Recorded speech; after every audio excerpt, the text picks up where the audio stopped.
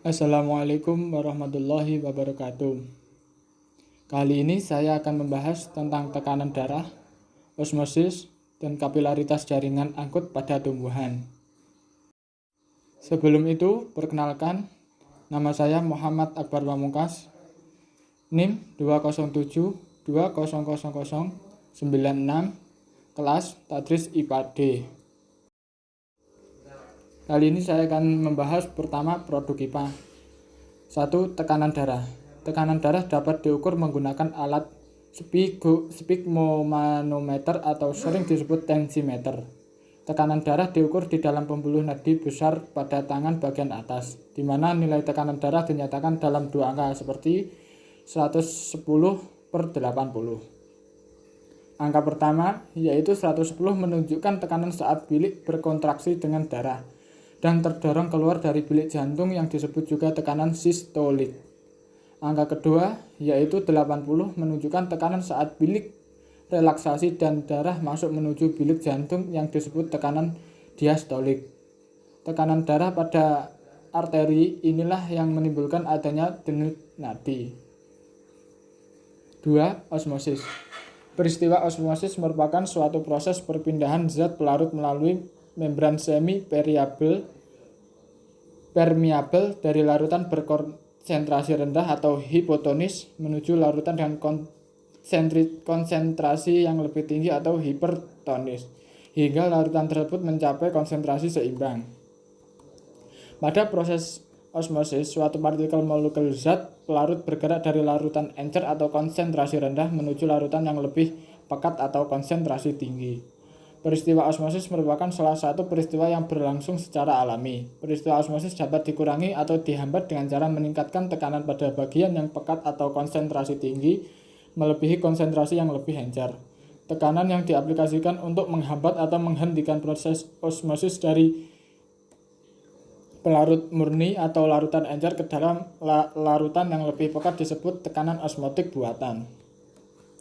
Yang ketiga, kapilaritas. Peristiwa kapilaritas disebabkan adanya gaya adhesi dan gaya kohesi yang menentukan tegangan permukaan zat cair.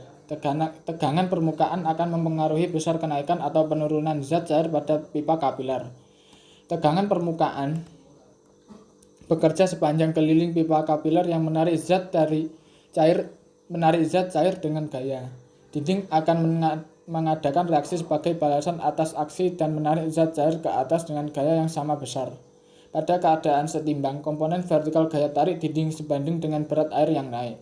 Permukaan air dan permukaan air raksa yang mengalami kenaikan atau penurunan juga merupakan akibat tegangan permukaan. Apa yang disebut gaya kohesi dan gaya adhesi? Gaya kohesi adalah gaya tarik-menarik antara molekul-molekul di dalam suatu zat cair.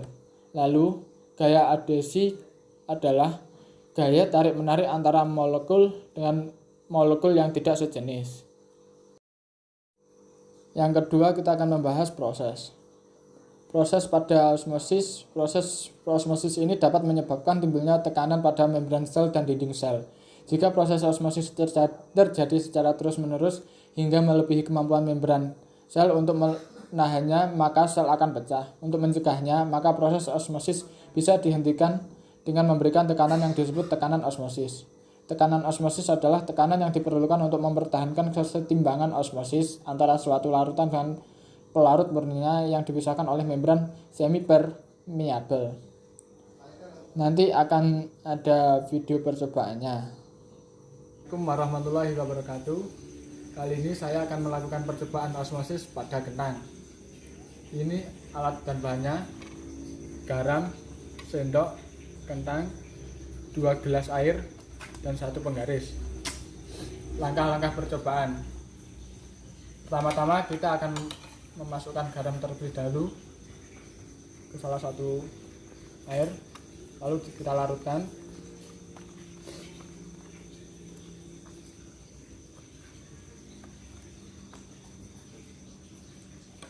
Jika sudah, lalu kita akan masukkan kentang ke dalam kedua gelas tersebut. Ini berukuran 4 cm. Jika sudah, kita bisa menunggunya selama 30 menit. Oke, sudah 30 menit. Apa yang terjadi dengan kedua kentang tersebut? Mari kita lihat. Yang pertama, kita lihat kentang yang direndam pakai air garam.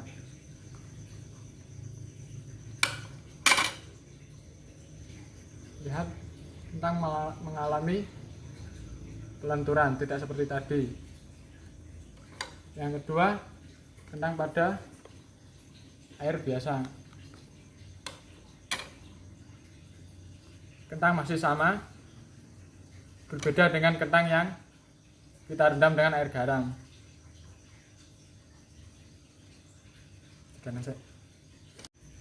Nah, hasil percobaan yang kita amati tadi adalah percobaan osmosis, yaitu perpindahan air melalui selaput yang bersifat semi-variable. Selaput semi-variable adalah selaput yang hanya dapat ditembus oleh molekul air sel-sel pada makhluk hidup dan pada potongan kentang bersifat semi-variable.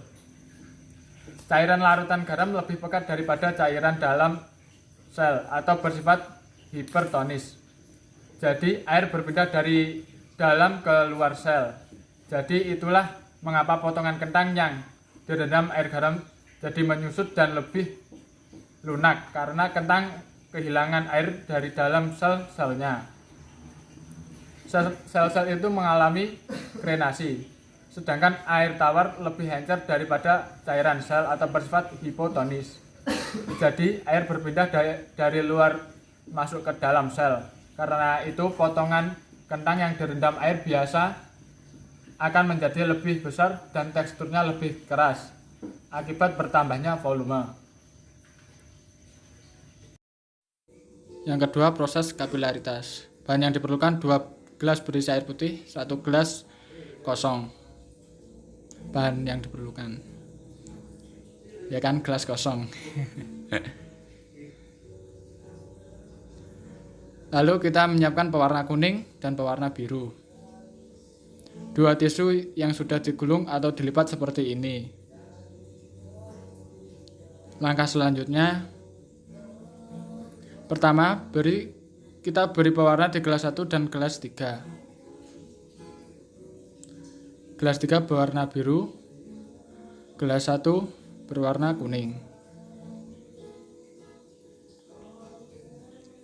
Kemudian kita aduk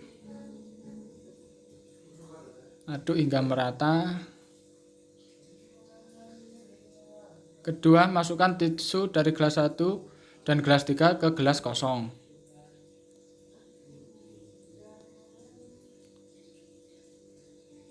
Dan bagaimanakah reaksinya? Mari kita lihat.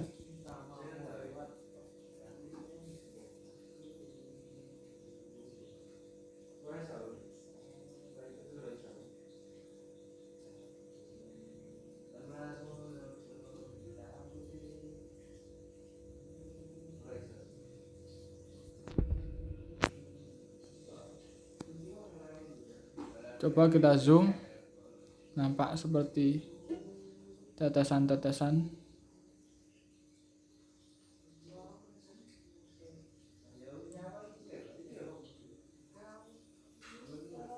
Hasilnya, air di gelas 1 dan gelas 3 berjalan di tisu atau berpindah mengisi gelas kosong. Gelas kosong berwarna hijau. Dan peristiwa perpindahan air di tisu ini disebut kapilaritas. Yang ketiga, kita akan membahas tentang aplikasi IPA. Yang pertama, tekanan darah. Manusia memiliki sistem peredaran darah tertutup.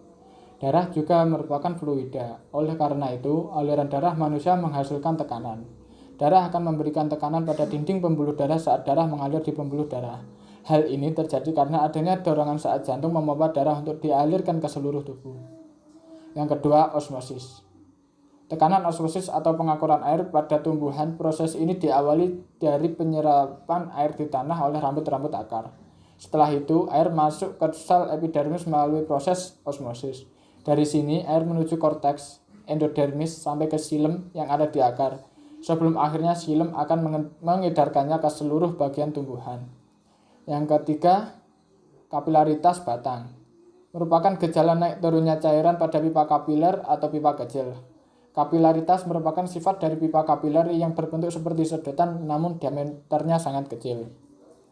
Jika salah satu ujung pipa kapiler dimasukkan ke dalam bejana air, maka tinggi air pada pipa kapiler akan lebih tinggi dari tinggi air di bejana. Daya kapilaritas ini dipengaruhi oleh gaya kohesi dan gaya adhesi, di mana gaya kohesi merupakan gaya tarik-menarik molekul dalam zat cair, sedangkan gaya adhesi merupakan gaya tarik-menarik molekul tak sejenis, dalam hal ini antara zat cair dengan dinding wadah. Yang keempat, sikap IPA. Kita memiliki sikap IPA harus jujur, tekun, tidak mudah putus asa, dan objektif. Sekian video dari saya. Apabila ada kurang lebihnya saya mohon maaf. Wassalamualaikum warahmatullahi wabarakatuh.